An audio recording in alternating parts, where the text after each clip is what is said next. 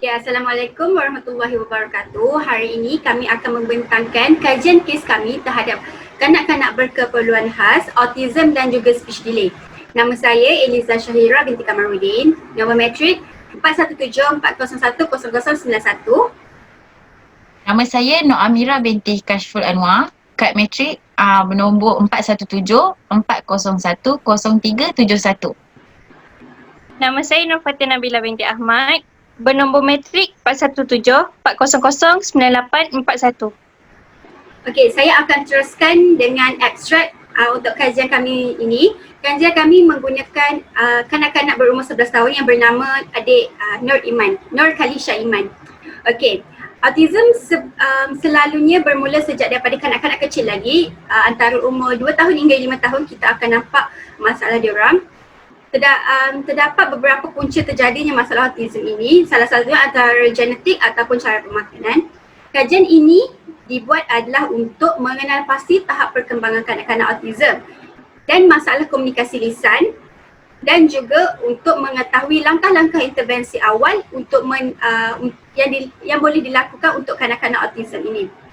Kajian ini dilakukan secara kuantitatif, iaitu menggunakan seorang kanak-kanak sahaja dan menggunakan kaedah temu bual yang melalui aplikasi WhatsApp, kerana semasa kami menjalankan kajian ini, tempoh PKP sedang dijalankan. So sekarang ni baru je habis PKP dan tengah dalam fasa pemulihan. So dalam kekangan itu kami menggunakan aplikasi WhatsApp untuk berkomunikasi dengan ibu adik Iman.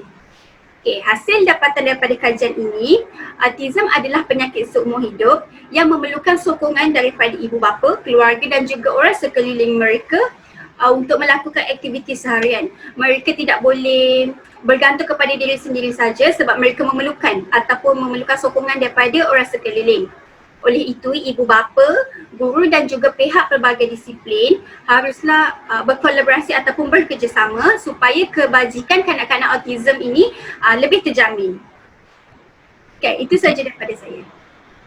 Okey, saya teruskan lagi dengan pendahuluan.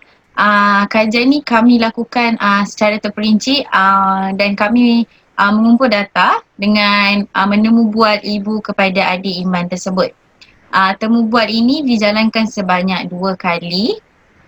Data-data yang diperolehi telah dianalisis secara manual mengikut garis panduan yang telah ditetapkan oleh pensyarah kami. Itu saja. Okey. Isi kandungan yang di dalam poster ni ialah sebenarnya dapatan daripada hasil kajian yang kami lakukan. Antaranya, yang pertama, masalah yang dihadapi oleh adik Iman ni ialah dia kanak-kanak autism dan speech delay.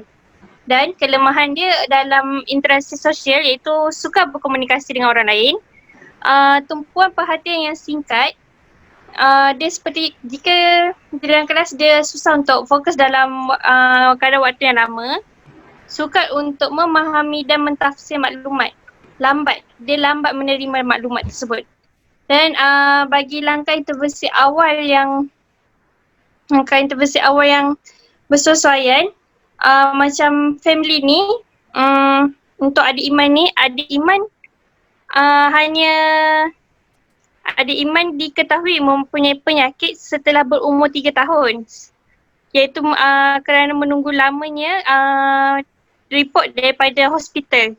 Jadi langkah intervensi yang ibu bapa diorang ambil agak sedikit lewat kerana tiada maklumat.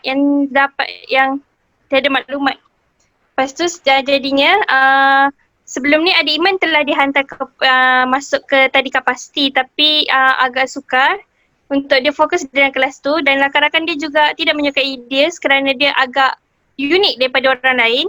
Jadi ibu bapa dia telah menghantar dia ke sekolah pendidikan khas. Di situ dia dapat menyesuaikan diri dan lebih dapat melihat banyak perkembangan dia dari situ. Lepas tu program intervensi seterusnya daripada walaupun program intervensi ni boleh diambil dari 0 hingga 6 tahun, maka dari 3 hingga 6 tahun ni ada langkah-langkah yang telah diambil oleh family ni.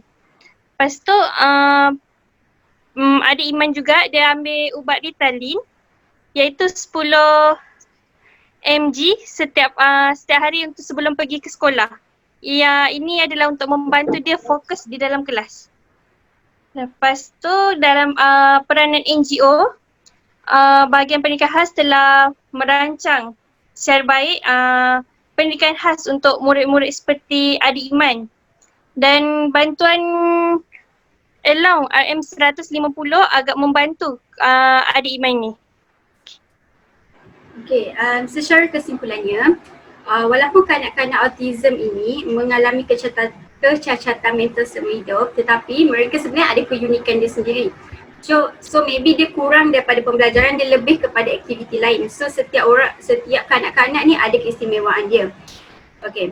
Kolaborasi guru dengan ibu bapa turut memainkan peranan penting supaya kebajikan dia lebih terjamin. Lepas tu macam pendidikan yang berada di sekolah dengan di rumah kena berterusan. Maksudnya di sekolah mereka dapat pendidikan, dekat rumah pun kena ada supaya apa yang mereka belajar ataupun cara-cara macam pakai stokin ke butang baju ke, apa yang dia belajar kat sekolah dia boleh praktikkan dekat rumah. So budak tu ataupun dia akan lebih ingat. Lepas tu kolaborasi antara guru, ibu bapa ataupun pihak pelbagai disiplin ni akan memberikan impak yang besar dan positif kepada hidup kanak-kanak ini apabila mereka besar nanti.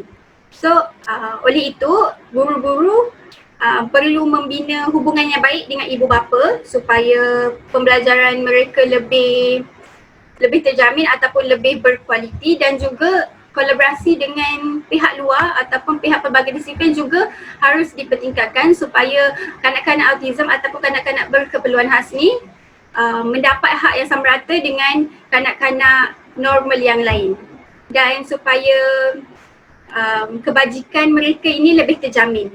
Itu saja daripada kami. Sekian, terima kasih.